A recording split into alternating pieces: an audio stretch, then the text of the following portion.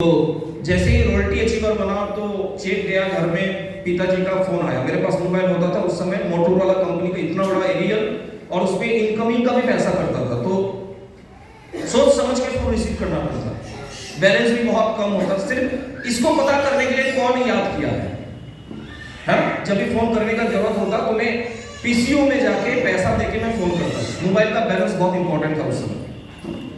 तो जैसे घर का नंबर आया, फोन रिसीव किया, पिताजी ने बोला कि बेटा घर वापस आ जाओ। जैसे घर पहुंचे तो पापा ने मेरे हाथ में एक चेक दिया जिसका अमाउंट लिखा होता है 21,690 रुपया, पहला मेरा रॉयल्टी का चेक।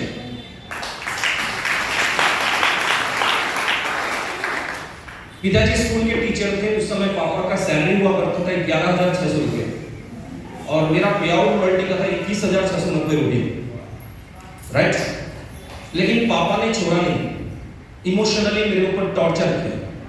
बोला कि बेटा एक महीना तो आ गया, दूसरा महीना नहीं आएगा, ऐसा फालतू काम कभी लाइफ टाइम नहीं चलता है, 2-4 महीना तो आ सकता है, उसके बाद नहीं आएगा। तो एक अंदर में जीत पैदा हुआ कि नहीं, आई कैन डू इट, मैं करके दिखा सकता हूँ। और उस समय 2% रॉयल्टी, पहला रॉयल्टी का लेवल होता था, और उसके बाद डायरेक्टली जो हाईएस्ट रॉयल्टी का लेवल 6%। तो मैंने दूसरा महीने में इतना जीत और इतना पागलपन और जुनून के साथ मैंने काम किया कि 2% रॉयल्टी से अगले महीने में मैं सीधा 6% रॉयल्टी में पहुंचा। और 6% रॉयल्टी का जो चेक था, वो अमाउंट था 42,000 एक महीने का, और उसको लगातार मैंने मेंटेन किया। 3 महीना टेक्निकल क्वालिफाइड हुआ, टेक्निकल का पहला चेक था 48,000 एक महीने का। पूरा इंडिया के अंदर सबसे कम उम्र का मैं इमराट अचीवर बना, 1,02,000 का चेक था एक महीने का। और पटना में मेरा सेलिब्रेशन हुआ था श्री कृष्ण मेमोरियल हॉल में। उसके बाद पूरा इंडिया का सबसे कम एज का मैं स्टार इमराट अचीवर बना। स्टार इमराट का चेक जो अमाउंट था 2,23,000 रुपये एक महीने का। पूरा इंडिया के अंदर सबसे कम उम्र का मैं रूबी अचीवर बना, 3,72,000 रुपये एक महीने का पे आउट था। और पूरा इंडिया में सबसे कम उम्र का मैं स्टार रूबी अचीवर बना, और स्टार रूबी का चेक था 5.5 लाख का। और पूरा इंडिया का सबसे कम उम्र का मैं सेफर अचीवर बना, जो सेफर का एक महीने का पे आउट था।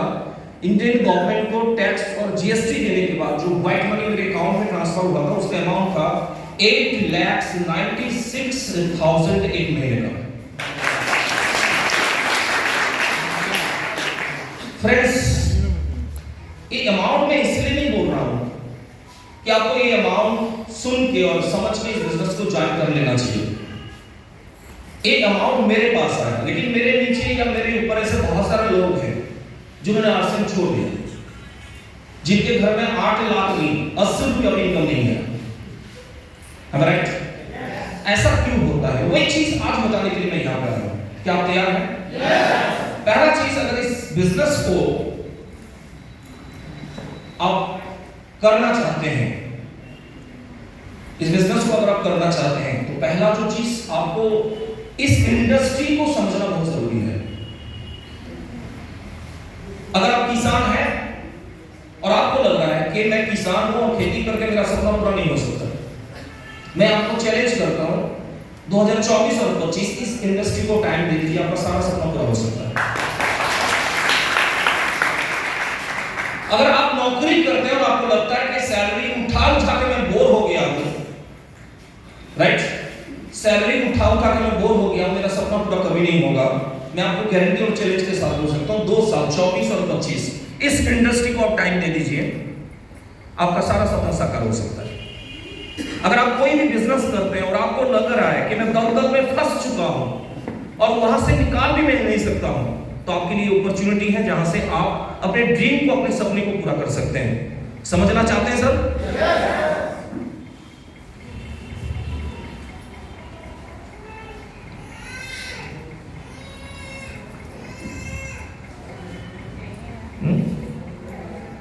नहीं, काम तो बोला कि होगा नहीं, कोशिश करिए, अगर पॉसिबल होगा तो बढ़िया होगा।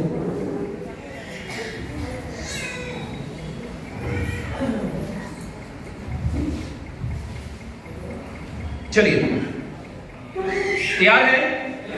पक्का तैयार है? आज इंडस्ट्री को समझ के जाएंगे।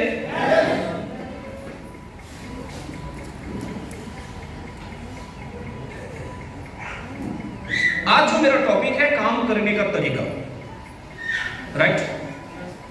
हम लोग सारे के सारे लोग काम करते हैं साहब, थोड़ा सा हाँ ना में जवाब दे सकते हैं ना, नहीं तो मैं बेंगोली पे फिर मैं आ जाऊंगा तो फिर आपको परेशानी हो जाएगी, राइट। तो काम करने का तरीका, हम लोग सारे के सारे लोग काम करते हैं। पहला प्रेफरेंस किसको देते हैं? फर्स्ट प्रेफरेंस सर्विस को देते हैं, राइट। पहला जो प्रेफरेंस देते हैं वो सर्विस को देते हैं। और सर्विस के अंदर पहला प्रेफरेंस किसको देते हैं? गवर्नमेंट जॉब को देते हैं, राइट।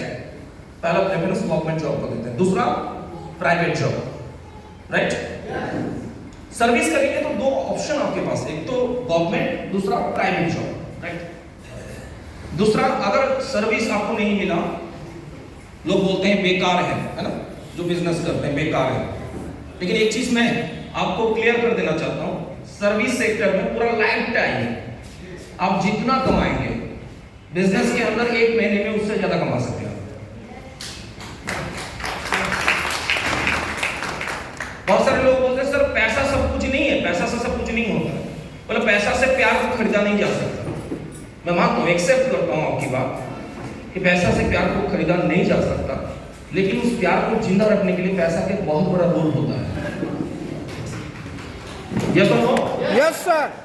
तो आपके पास दूसरा सर्विस नहीं मिला तो दूसरा ऑप्शन है बिजनेस, जिसको एक कॉमन सेंस है कि लोग छोटा समझते हैं, राइट।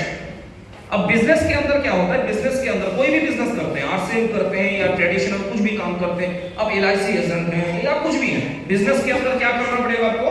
सेल करना। हेलो, सेल करना होगा, सेल बेचना पड़ता है, राइट, वेरी गुड, बेचना पड़ता है। और क्या बेचेंगे आप?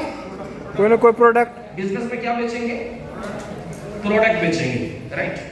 और क्या बेचेंगे आप? सर्विस बेच सकते हैं। मतलब बिजनेस में दो ही चीज बेचा जा सकता है, एक प्रोडक्ट बेचा जा सकता है, एक सर्विस बेचा जा सकता है। जैसे आप आरसीएम डिस्ट्रीब्यूटर हैं तो आप क्या बेचेंगे? न्यूट्री चार्ज बेचेंगे, दैट कॉल्ड प्रोडक्ट। और आप एक एलआईसी के एजेंट हैं तो क्या बेच रहे हैं आप? प्रोडक्ट नहीं बेच रहे, सर्विस बेच रहे हैं, राइट। तो दो ही चीज बेचा जा सकता है, एक प्रोडक्ट, दूसरा है सर्विस। और जब दोनों चीज बिक जाएगा आपको क्या मिलेगा?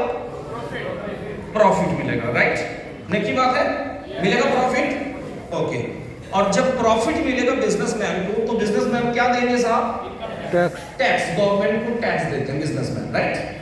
अब आप एक चीज देखिए, गवर्नमेंट जॉब और प्राइवेट जॉब लोग जो करते हैं उनको क्या मिलता है? सैलरी मिलता है। और ये सैलरी कहां से मिलता है पता है? जो गवर्नमेंट जॉब करते हैं उनको सैलरी मिलता है, बिजनेसमैन जो सामान बेचते हैं और उसके बाद जो गवर्नमेंट को टैक्स पेड करते हैं, इसी टैक्स के पैसे से इनको सैलरी मिलता है।